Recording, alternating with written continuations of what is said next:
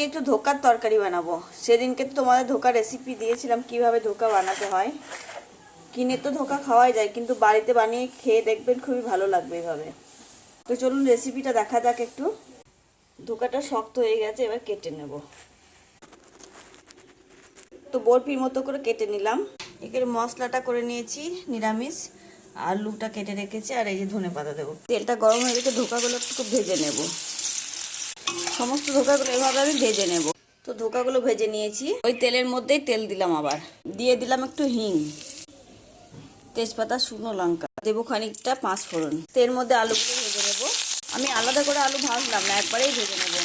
এর মধ্যে বেটে রাখা মশলা, হলুদ সব দিয়ে একটু নিয়ে দেবো। লবণটাও দিয়ে দিলাম।